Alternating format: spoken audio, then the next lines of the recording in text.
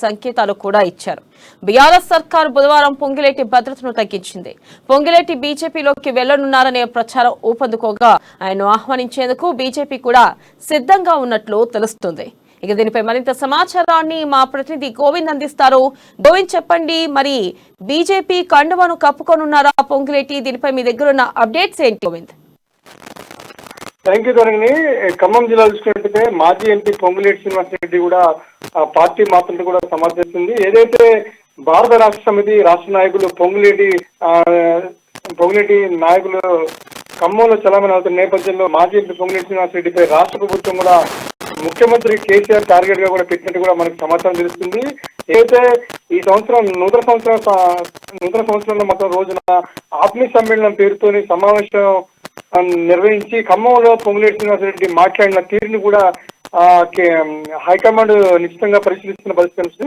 ఈ నేపథ్యంలోనే సీఎం కేసీఆర్ కూడా పొంగులేటికి అమిత్ షా నుంచి ఫోన్ వచ్చినట్టు కూడా సమాచారం రావడంతో కూడా ఇప్పుడు బీఆర్ఎస్ పార్టీ నుండి బీజేపీకి పార్టీ మారుతుంటే కూడా తెలుస్తుంది. ఈ నేపథ్యంలో ఆయనకు ఎప్పటి నుంచి ఉన్న ప్రభుత్వం తరఫున ఉన్న కల్పించిన వ్యక్తిగత భద్రతను కూడా తగ్గిస్తూ కూడా ఆదేశాలు జారీ చేసినట్టు కూడా మనకు తెలుస్తుంది. అయితే వ్యక్తిగత భద్రతతో పాటు ఖమ్మంలో నివాసం ఉంటున్న ఏర్పాటు చేసిన పోలీసు సెక్యూరిటీ సంబంధించిన ఆయన వెంట ఉన్నట్టు కూడా పైలట్ కూడా పూర్తిగా తొలగించినట్టు మనకు సమాచారం వచ్చింది. అయితే పొంగులేటి కదలికను ఎప్పటికప్పుడే గమనించాలని చెప్పి ఆయన ఖమ్మంలోని అంతరాంగణానికి కూడా కేసీఆర్ ప్రభుత్వం నుంచి ఆదేశాలు జారీ చేస్తూ కూడా మనకు సమాచారం తెలుస్తుంది. అయితే ముఖ్యంగా చూసుకుంటే ఏదైతే నూతన సంవత్సరం శుభాకాంక్షల నిమిత్తంలో ఆత్మీయ సమ్మేళనం ఏర్పడిన నేపథ్యంలో మాత్రం పొంగులేటి అనేక వ్యాఖ్యలు చేశాడు. పార్టీ మారుతున్నట్టు కూడా సమాచారం ఇస్తున్నట్టు కూడా కొంతమంది చెప్పిన పరిస్థితి కనిపిస్తుంది. అయితే ప్రధానం చూసుకుంటే మాజీ పొంగులేటి శ్రీనివాసరెడ్డి సంబంధించి కేంద్ర మంత్రి నుండి ఫోన్లు వచ్చాయని బీజేపీలోకి చేరుతున్నారని ఒక సమాచారం నేపథ్యం రావడంతో రాష్ట్ర ప్రభుత్వం ముఖ్యమంత్రి మాత్రం పొంగులేటిని టార్గెట్ గా చేస్తున్నట్టు తెలుస్తుంది. అయితే ఆత్మీయ సమ్మేళనం పేరుతోని పార్టీ శ్రేణులు కూడా ముఖ్య నాయకులు కూడా అనుసరగాలని కూడా విందు భోజనాలు ఏర్పాటు చేసి పార్టీలో జరిగిన పరిణామాలు ఏమిటో కూడా అందరికీ తెలిసినవి. అయితే పోటీకి సీనియర్ల టీం సిద్ధంగా ఉంటుందని స్పష్టమైన ఆదేశాలు జారీ చేసినప్పుడు కూడా పొంగులేటి మాట్లాడిన తీరు కూడా సీఎం కేసీఆర్ దృష్టి పెట్టడం జరిగింది. అయితే ఈ పరిణామాలు చూసుకుంటే అధిష్టానం సీరియస్ గా భావించినప్పుడు తెలుస్తుంది. అయితే గతంలో సీనన్న బ్రాండ్ గా అంటూ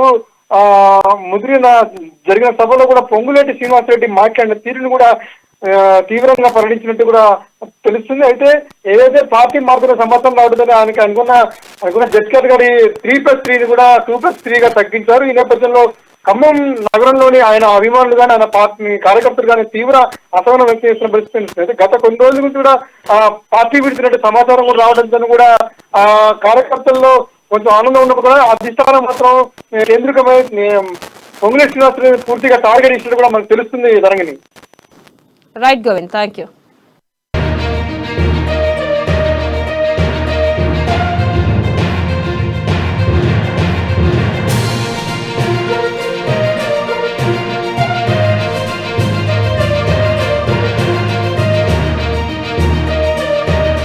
బీఆర్ఎస్ లోనే కొనసాగుతున్న అధిష్టానం సరైన గౌరవం ఇవ్వడం లేదని పొంగులేటి పలుమార్లు ఇండైరెక్ట్ గా చెప్పిన సందర్భాలు ఉన్నాయి. గత ఎన్నికల్లో బీఆర్ఎస్ టికెట్ ఇచ్చిన వారిని కాకుండా తన వర్గం వారిని గెలిపించుకోవడంతో పార్టీకి ఉమ్మడి ఖమ్మం జిల్లాలో ఒకే ఒక్క సీటు దక్కింది.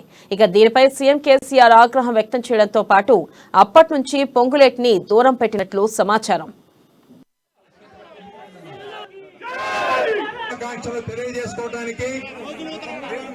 ఉమ్మడి ఖమ్మం జిల్లాలోని వెనకెవరన్నా మాట్లాడేది నూతన సంవత్సరాన్ని పురస్కరించుకొని ఉమ్మడి ఖమ్మం జిల్లాలోని 10 నియోజకవర్గాల నుండి శ్రీనన్న అభిమానులు పెద్ద ఎత్తున శుభాకాంక్షలు తెలియజేయడానికి విచ్చేసిన ప్రతి ఒక్క అక్కకి, చెల్లికి, అన్నకి, తమ్ముడికి, పాత్రికేయ మిత్రులకి శిరస్సు వంచి పేరు పేరున మీ అందరికీ అభినందనలు, కృతజ్ఞతలు. మీ అందరికీ కూడా 2023 సంవత్సర నూతన సంవత్సర శుభాకాంక్షలు తెలియజేసుకోవడానికి